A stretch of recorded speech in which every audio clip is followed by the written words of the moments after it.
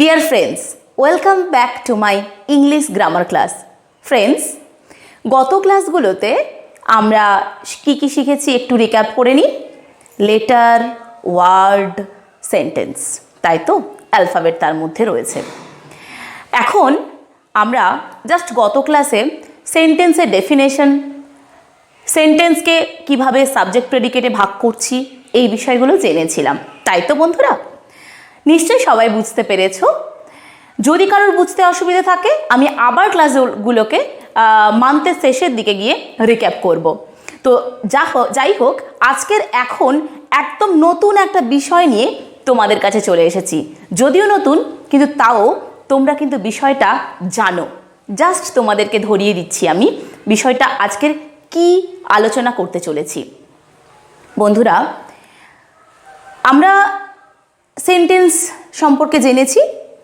আমরা যে কথা বলি, ইংরেজিতে যদি কথা বলি তাকে বলে স্পিচ। কি বললাম? স্পিচ। আমি স্পিচ দিচ্ছি তোমাদের কাছে। কেউ যদি কোনো বিষয় নিয়ে বলে ইংরেজিতে, তাকে বলে যে সেই বিষয়টার ওপরে স্পিচ দিল। অর্থাৎ বেশ কিছু বাক্য সে পরপর সাজিয়ে একটা বিষয় সম্পর্কে বক্তৃতার মাধ্যমে সবার সামনে ইংরেজিতে তুলে ধরলো, বা কথা বলছে, বা সে স্পিচ দিচ্ছে। বন্ধুরা, এই স্পিচ দেওয়ার জন্য তাহলে অনেকগুলো বাক্য একসাথে বলতে হচ্ছে। প্রত্যেকটা বাক্যের আবার ছোট ছোট, প্রত্যেকটা বাক্য তোমরা সবাই জানো ছোট ছোট ওয়ার্ড নিয়ে তৈরি হয়। এই যে ছোট ছোট ওয়ার্ডগুলোর আবার প্রত্যেকটার ছোট ছোট ওয়ার্ডগুলোর আবার আলাদা আলাদা করে মিনিং আছে, মানে অর্থ আছে। একটা বাক্যের পূর্ণ অর্থ আছে, সেটা তোমরা সবাই জানো। সম্পূর্ণ মনের ভাব প্রকাশ করা যায় একটা বাক্যের মধ্য দিয়ে, একটা সম্পূর্ণ বাক্যের মধ্য দিয়ে। ঠিক তেমনি ওই বাক্যটা যে ওয়ার্ডগুলো দিয়ে তৈরি হয়, সেই ওয়ার্ড, প্রত্যেকটা ওয়ার্ডের কিন্তু একটা আলাদা আলাদা স্পষ্ট মিনিং রয়েছে বা অর্থ রয়েছে। অর্থাৎ বাক্যটাকেও ভেঙে আমরা ক্ষুদ্র ক্ষুদ্র অংশে ভাগ করছি, তাই তো? তো এই যে স্পিচ, আমরা যে কথা বলি, এই যে স্পিচ, এই স্পিচে যে ছোট্ট ছোট্ট অংশ বা পার্ট, একেই বলে পার্টস অফ স্পিচ। অর্থাৎ এই যে ছোট্ট ছোট ওয়ার্ডগুলোকে, বাক্যের মধ্যেকার যে ছোট্ট ছোট ওয়ার্ডগুলোকে আমরা বলি পার্টস অফ স্পিচ, অর্থাৎ স্পিচের মধ্যেকার অংশ বা পার্ট। বোঝা গেল বন্ধুরা? তাহলে পার্টস অফ স্পিচ মানে কি বললাম? যে আমরা যে স্পিচ দিই, আমরা যে কথা বলি, একটা বাক্যের মধ্যেকার যে ছোট ছোট ওয়ার্ডগুলি থাকে না, সেইগুলোকে একটা বাক্যের অংশ বলে বা পার্ট বলে। অংশকে ইংরেজিতে পার্ট বলে। এই পার্ট অফ স্পিচ মানে পুরো বাক্যটার একটা অংশকেই বলা হচ্ছে পার্টস অফ স্পিচ। এবং এই প্রত্যেকটি অংশের একটা নির্দিষ্ট নির্দিষ্ট কাজ আছে, নির্দিষ্ট নির্দিষ্ট মানে আছে, তাই তো বন্ধুরা? ঠিক ধরেছ তোমরা। আজকের বিষয় হলো পার্টস অফ স্পিচ, অর্থাৎ আমরা যে স্পিচ দিই তার মধ্যেকার ছোট্ট ছোট্ট অংশ, অর্থাৎ বাক্যাংশ, যেটাকে বাংলাতে বলি পদ। কি বললাম? পদ। এই পদকেই বলা হয় পার্টস অফ স্পিচ বা বাক্যাংশ বা ছোট ছোট ওয়ার্ড, যা খুশি বলতে পারো। অর্থাৎ নিশ্চয়ই তোমাদের কাছে ধারণাটা ক্লিয়ার করতে আমি পেরেছি যে পার্টস অফ স্পিচ কেন বলছি। আমরা স্পিচ দিচ্ছি, তার একেবারে ছোট্ট অংশ যার কিন্তু মিনিং রয়েছে, তার জন্যই তাকে বলছি পার্টস অফ স্পিচ। স্পিচের মধ্যেকার ছোট্ট একটা অংশ, যাকে আমরা বলবো পার্টস অফ স্পিচ, অর্থাৎ স্পিচগুলোর মধ্যেকার একটা ছোট্ট অংশ, তাই তো? স্পিচের মধ্যেকার একটা ছোট্ট অংশ। বন্ধুরা, তাহলে আজকের বিষয় হচ্ছে পার্টস অফ স্পিচ। এবং বললাম যে এই ছোট ছোট অংশগুলোর বা পদগুলোর বা ওয়ার্ডগুলোর একটা নির্দিষ্ট মিনিং রয়েছে। এর ভিত্তিতে পার্টস অফ স্পিচকে আমরা কয়েকটা ভাগে ভাগ করব। এই যে ছোট ছোট ওয়ার্ডগুলো আছে না, এই মিনিংপূর্ণ ওয়ার্ড, এই মিনিংয়ের ভিত্তিতে আমরা পার্টস অফ স্পিচকে 8টি ভাগে ভাগ করব। চলো, বোর্ডে তোমাদের জন্য সাজিয়ে রেখেছি 8 প্রকার পার্টস অফ স্পিচ। তোমরা খুব ভালো করে দেখবে। ভীষণ ভীষণ ইন্টারেস্টিং একটা ক্লাস আজকের, খুব সহজ। এবং এই বিষয়টা না জানলে পরবর্তী ক্ষেত্রে কিন্তু খুব অসুবিধে হবে। সব ক্ষেত্রে, বাক্য গঠনের ক্ষেত্রে খুব আমাদের অসুবিধে হয়ে যেতে পারে। তাই বন্ধুরা, খুব মনোযোগ সহকারে আমার সাথে আনন্দ করতে করতে চলো দেখে নিই পার্টস অফ স্পিচগুলো কি কি। 8 প্রকার পার্টস অফ স্পিচ রয়েছে। ফার্স্ট পার্টস অফ স্পিচ হচ্ছে, আমি একটু কালারফুল করার চেষ্টা করেছি বোর্ডটাকে, তার কারণ তোমাদেরকে হাইলাইট করিয়ে বোঝানোর জন্য যে এই ব্যাপারগুলো ইম্পর্ট্যান্ট। অন্য সব ব্যাপারটাই ইম্পর্ট্যান্ট, কিন্তু একটু হাইলাইট করে কোনো কোনো জায়গা আমি দেখিয়েছি, অবশ্যই তোমাদের কাছে সেটা মার্ক করে দেবো কেন হাইলাইট করেছি। প্রথমত রেড পেনে লিখে দিয়েছি ফার্স্ট যে পার্টস অফ স্পিচ, সেটার নাম হচ্ছে নাউন। কি বললাম? Noun, NOUN। বাংলা থেকে কি বলে? বিশেষ্য পদ। আমি কি বলেছি? পার্টস অফ স্পিচকে বাংলাতে বলে পদ। ঠিক আছে, আমরা প্রত্যেকে বাংলার পদ সম্পর্কে ধারণা পেয়েছি আগেই, তাই তো? প্রথমটা কি? বিশেষ্য পদ। আমি পার্টস অফ স্পিচকে যে 8 প্রকার পার্টস অফ স্পিচ ভাগ করেছি, ফার্স্টের নামগুলো বলে দিই, তারপর একটু একটু করে ছুঁয়ে যাব আজকে ক্লাসটা। একটা বিস্তারিত একটা নলেজ, জাস্ট ওভারভিউটা আজকের আমি দেব। ডিটেলসে পরপর আরও 8খানা ক্লাস দেব। একদিন নাউন হবে, একদিন প্রোনাউন হবে, এরকম 8টা আরও পরে ডিটেলসে ক্লাসে আসবো। আজকের ক্লাসটা শুধু ওভারভিউয়ের জন্য। এই ক্লাসটা করলে তোমরা কিন্তু একটা সাধারণ আইডিয়া পাবে যে পার্টস অফ স্পিচের মধ্যে যে 8খানা ভাগ রয়েছে, কোন ভাগটাকে আমি কিভাবে প্রকাশ, কোন ভাগটা কিসের জন্য। ঠিক আছে, তো চলো বন্ধুরা, ফার্স্ট যে ভাগটা রেখেছি নাউন, সেটার বাংলা হচ্ছে বিশেষ্য পদ। নেক্সট হচ্ছে প্রোনাউন। কি বললাম? প্রোনাউন, তাকে বাংলাতে বলছি সর্বনাম পদ। থার্ড আছে অ্যাডজেক্টিভ, সেটাকে বলে বিশেষণ পদ। আমি আসছি, এটাকে একটু একটু করে ওভারভিউ আজকে দিয়ে যাব আমি। থার্ড হচ্ছে কি বললাম? বিশেষণ পদ বা অ্যাডজেক্টিভ। ফোর্থে আসছি ভার্ভ, ক্রিয়াপদ। ভার্ভ বা ক্রিয়াপদ। ফিফথে আসছি অ্যাডভার্ভ। অ্যাডভার্ভ সেটা হচ্ছে ক্রিয়া বিশেষণ। তারপরে আসছে প্রিপোজিশন, সেটা হচ্ছে সম্বন্ধ সূচক পদ। সম্বন্ধ সূচক পদ। তারপরে আসছে কনজাংশন, সেটাকে বলে সংযোজক অব্যয়। সংযোজক অব্যয়। নেক্সট, তারপর last but not the least, interjection. Interjection কি বললাম? ইন্টারজেকশন সেটা হচ্ছে আবেগসূচক অব্যয়। তাহলে বন্ধুরা আমরা 8টা আর একবার জেনে নিই। Noun, pronoun, adjective, verb, adverb, preposition, conjunction, interjection. চলো এবার একটু একটু করে নাউন সম্পর্কে জানি, প্রোনাউন সম্পর্কে জানি, অ্যাডজেক্টিভ সম্পর্কে জানবো, ভার্ব সম্পর্কে জানবো, অ্যাডভার্ব সম্পর্কে জানবো, প্রিপোজিশন সম্পর্কে জানবো, অ্যান্ড কনজাংশন সম্পর্কে জানবো এবং ইন্টারজেকশন সম্পর্কে জানবো। একটু একটু করে জাস্ট আজকে জানবো। এর পরের ক্লাসটা থেকে বিস্তারিতভাবে জানবো একটা একটা ভাগ ধরে। ফার্স্ট আসছি নাউনের কথায়। বন্ধুরা, নাউন মানে হচ্ছে বিশেষ্য পদ। আর একটা নাম আছে নামপদ, মনে থাকবে? বিশেষ্য পদ বা নামপদ। বন্ধুরা, এটাকে কেন নামপদ বলছি বলো তো? কারণ এই ওয়ার্ডগুলোর দ্বারা বা যে ওয়ার্ডগুলোর দ্বারা আমরা কোনো কিছু নাম বোঝাবো, নাম অর্থে। কি বলতে চাইলাম? নাম কীরকম? যেরকম অমল, বিমল, সুনীল, একটা boy, girl, flower, teachers, India, Kolkata. এই যে ডেফিনিট মানে আমি বলতে চাইলাম যে এমন কিছু যার নাম অর্থে বোঝানো হচ্ছে। কি বললাম? যার নাম, কোনো কিছু নাম অর্থে বোঝানো হচ্ছে। ঠিক আছে, তো তাহলে যা কিছু নাম তাহাই বিশেষ্য পদ। একটু কি পরিষ্কার হয়েছে? সেন্টেন্সের মধ্যে যদি কোথাও দেখতে পাও যে কোনো নাম আছে, যেরকম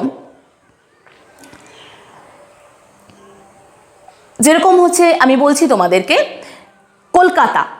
কলকাতা কি একটা নাম? তো কলকাতা একটা নাম।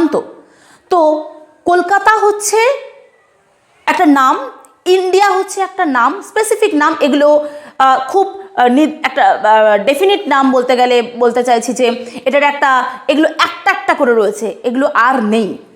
বয়, গার্ল, ইন্ডিয়া, ফ্লাওয়ার, টিচার, এই যে নাম অর্থে বোঝানো হয় সেই সব ক্ষেত্রে বলা হয় তাকে বিশেষ্য বা বিশেষ্য পদ বা ইংরেজিতে নাউন। যাহাই নামপদ তাহাই নাউন, যাহাই নামপদ তাহাই হচ্ছে নাউন। সেন্টেন্সে যা নাম দেখবে সেগুলোই নাউন, ঠিক আছে? একটু ওভারভিউ দিচ্ছি এগুলো, পরের ক্লাসগুলোতে আমরা ডিটেলসে আসবো, নাউনের আরও ভাগ রয়েছে সেগুলো আমরা আসবো। তাহলে এখন জানলাম যে যাহাই নাম, সেন্টেন্সের মধ্যে নাম থাকলে সেটা নাউন, ঠিক আছে? নেক্সট আসছি প্রোনাউন।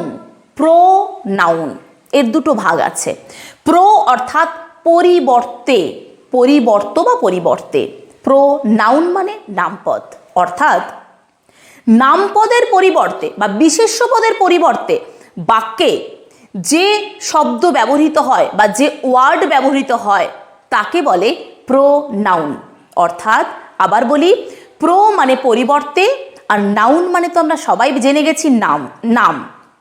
তাহলে কোনো নামপদের পরিবর্তে বাক্যে যদি এমন কোনো ওয়ার্ড ব্যবহৃত হয় সেই ওয়ার্ডটাকে আমরা বলবো প্রোনাউন। চলো একটা উদাহরণের মাধ্যমে সেটা আমরা দেখে নিই। রানী ইজ আ গার্ল। রানী কি? একটা মেয়ে।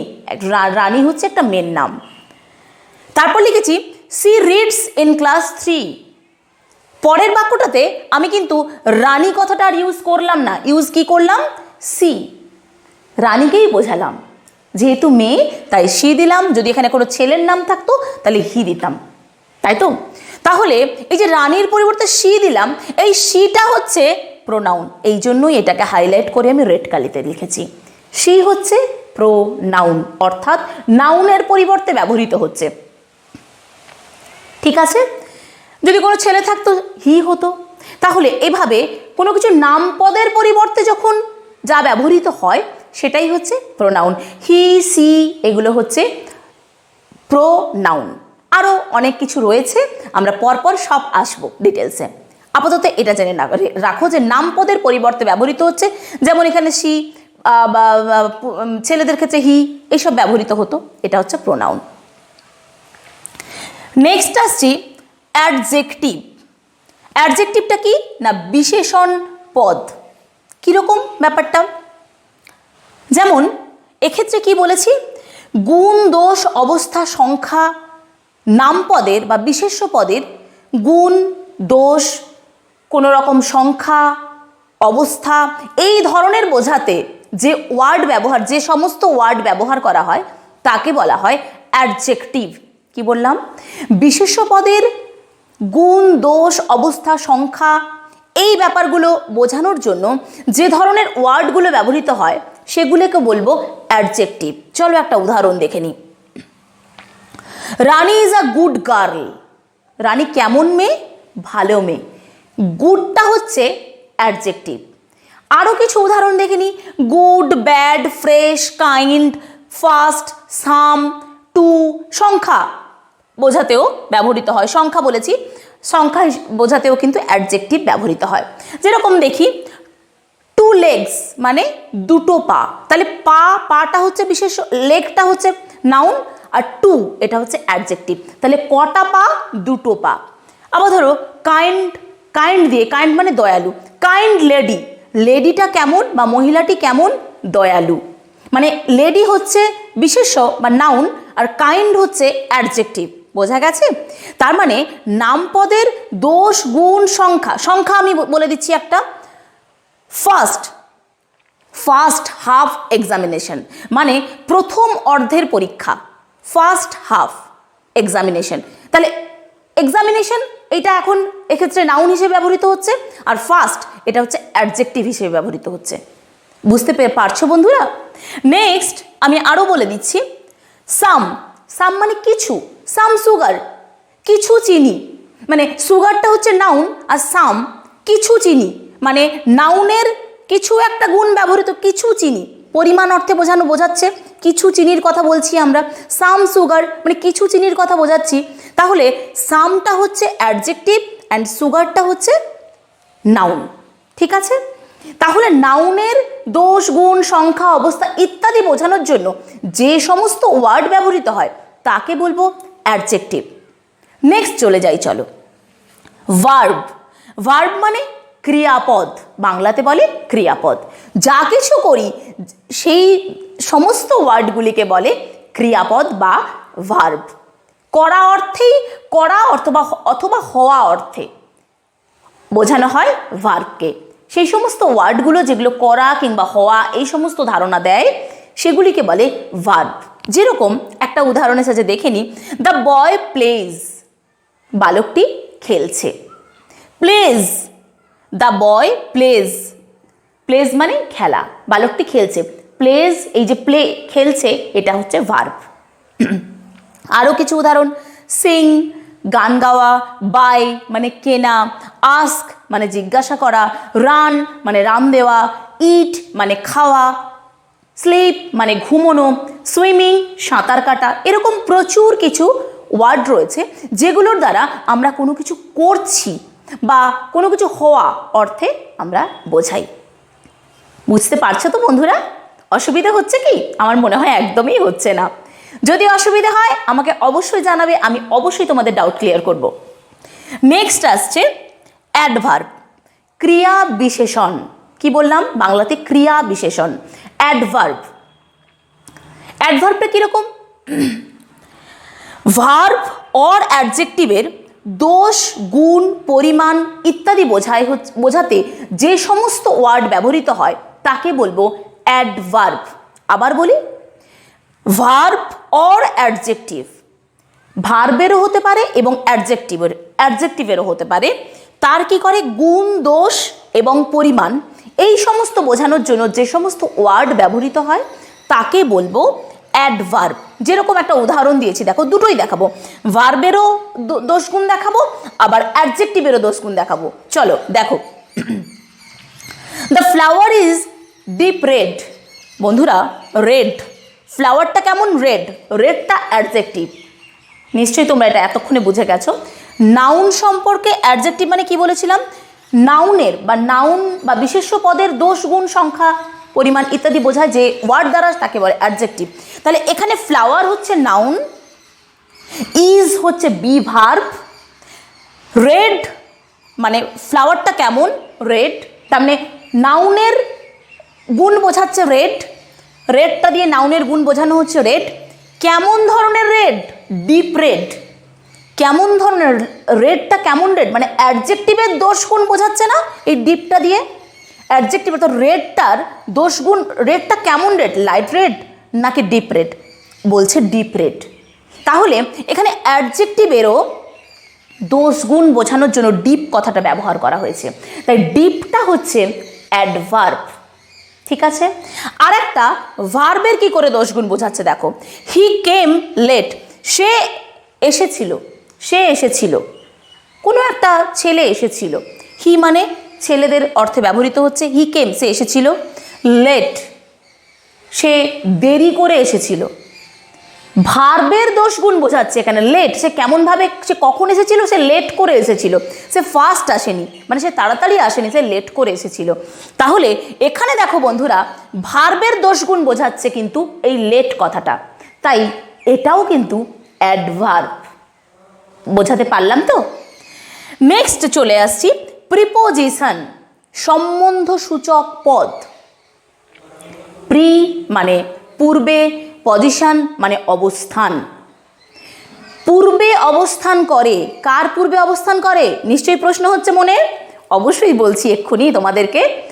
প্রিপোজিশন মানে আগে বসছে, আগে অবস্থান। কার আগে অবস্থান করে বন্ধুরা?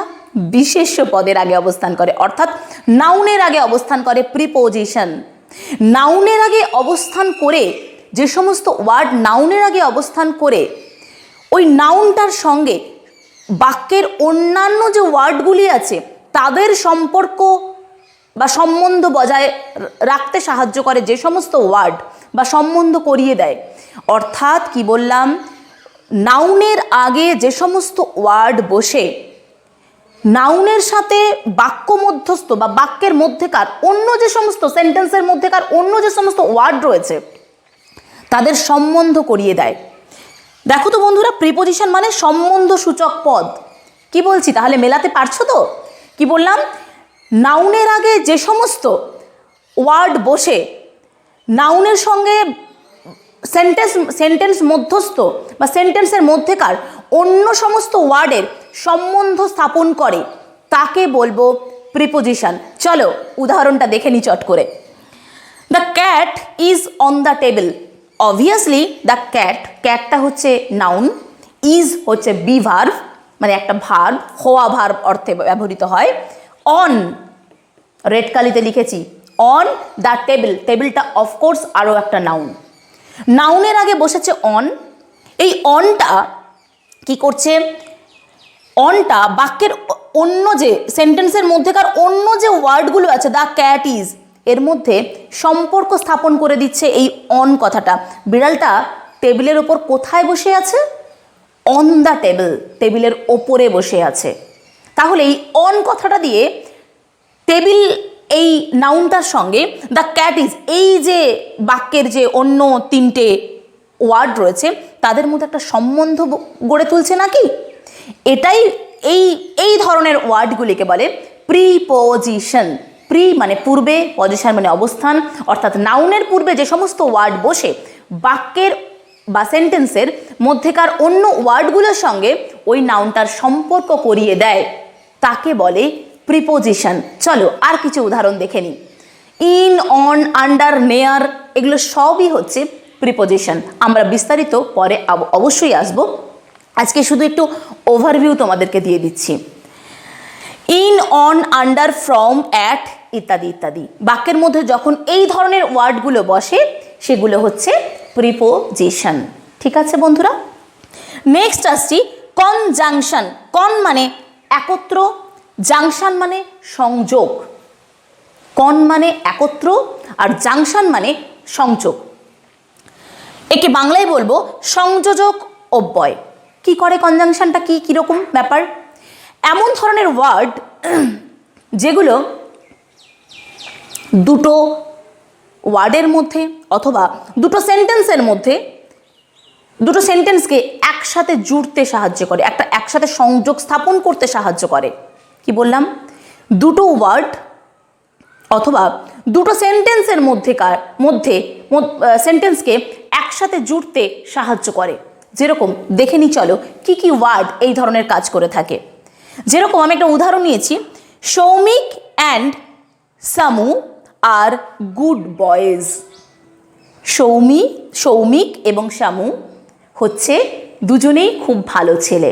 এখানে সৌমিক এবং শামু এই দুটো নাউনকে একসাথে আমি আলাদা আলাদাকে, সৌমিক গুড বয়, সৌমিও ভালো ছেলে, আবার সৌমিকও ভালো ছেলে, আবার সমুও ভালো ছেলে, এটা আলাদা আলাদা না বলে একসাথে বলে দিচ্ছি, দুজনেরই একই বৈশিষ্ট্য বলে একসাথে বলে দিচ্ছি Soumik and Somu are good boys. এই অ্যান্ড কথাটা হচ্ছে কনজাংশনের কাজ করে, অর্থাৎ সৌমিক এবং সমুর মধ্যে সংযোগ স্থাপন করছে, তাই এটাকে বলে কনজাংশন। কনজাংশন কি আরও কিছু জেনে নিই। অ্যান্ড আছে, বাট আছে, ঠিক আছে, তারপরে আইদার অর, নাইদার নর, এই ধরনের যে ওয়ার্ডগুলো এগুলো হচ্ছে কনজাংশনের কাজ করে। ঠিক আছে, এবার আসছি ইন্টারজেকশন। ইন্টারজেকশনের মাধ্যমে কি বুঝি? আবেগসূচক অব্যয়। একে বাংলায় বলে আবেগসূচক অব্যয়। দুঃখ, আনন্দ, লজ্জা, বিস্ময়, ঘৃণা ইত্যাদি ভাব, কি বললাম? দুঃখ, আনন্দ, লজ্জা, ঘৃণা এই ধরনের ভাব যে সমস্ত ওয়ার্ডের মাধ্যমে আমরা প্রকাশ করতে পারি তাকে বলবো ইন্টারজেকশন। বন্ধুরা, ইন্টারজেকশনের একটা উদাহরণ দেখে নি চলো। ও হোয়াট আ বিউটিফুল সিন, মানে বলছি, আমি বিস্মিত হয়ে বলছি, ও হো কি সুন্দর একটা দৃশ্য। এই যে ও এইচ এর পরে একটা বিস্ময়সূচক চিহ্ন দিয়েছি, দেখো এইটা হচ্ছে বিস্ময়সূচক চিহ্ন, পূর্ণচ্ছেদের পরে নিচে একটা স্টপ দিয়ে, এটা হচ্ছে বিস্ময়সূচক চিহ্ন বলে। ও এইচ বিস্ময়সূচক চিহ্ন, এই পুরোটাই হচ্ছে interjection word. Oh what a beautiful scene, কি সুন্দর একটা দৃশ্য। আরও এই ও এর মতো আরও কিছু ওয়ার্ড রয়েছে। হুররে মানে আনন্দ অর্থে, আমি আমি আনন্দিত হয়েছি। অ্যালাস আমি দুঃখিত হয়েছি। বোঝা গেছে যে আমি দুঃখিত তার বাবা মারা গেছে, ঠিক আছে, বা আমি খুব আনন্দিত আমি এটা জয়লাভ করেছি, ঠিক আছে। হুররে উই হ্যাভ ওন, আমরা এটা জয়লাভ করেছি। এই যে ধরনের এই হুররে, অ্যালাস, ও, এই যে ধরনের ওয়ার্ডগুলো, যেগুলো বিভিন্ন দুঃখ, লজ্জা, ঘৃণা, হাসি, কান্না, এই ধরনের আবেগ প্রকাশ সূচক যে সমস্ত শব্দগুলো বাক্যে বসে, সেই ধরনের ওয়ার্ডগুলিকে বলে ইন্টারজেকশন। তাহলে চলো বন্ধুরা, আজকের আর একবার রিক্যাপ করে নিই কটা পার্টস অফ স্পিচ আমরা জানলাম। Noun, pronoun, adjective, verb, adverb, preposition, conjunction and interjection. বন্ধুরা, আজকের ক্লাসটা তোমাদের কেমন লেগেছে অবশ্যই কিন্তু আমাকে জানাতে তোমরা ভুলো না।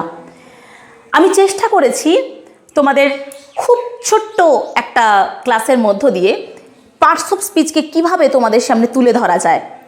এর পরের প্রত্যেকটা ক্লাসে চেষ্টা করব কিভাবে আরও বিস্তৃতভাবে নাউনকে তোমাদের সামনে আনতে পারি, আরও কত বিস্তৃতভাবে প্রোনাউনকে আনতে পারি। প্রত্যেকটা ক্লাস আলাদা আলাদা করে আবার দেব, তখন তোমরা আরও ভালো করে বুঝতে পারবে নিশ্চয়ই। তো যতক্ষণ না পরের ক্লাস নিয়ে আসছি ততক্ষণ তোমরা অবশ্যই এই ক্লাসটা ভালো করে দেখতে থাকো, না হলে কিন্তু ইংরেজিতে একটু অসুবিধে হয়ে যাবে, ঠিক আছে বন্ধুরা? তো চলো আজকের এই পর্যন্ত, পরের ক্লাসে আবার দেখা হচ্ছে। ততক্ষণ সবাই সুস্থ থেকো, ভালো থেকো, টাটা।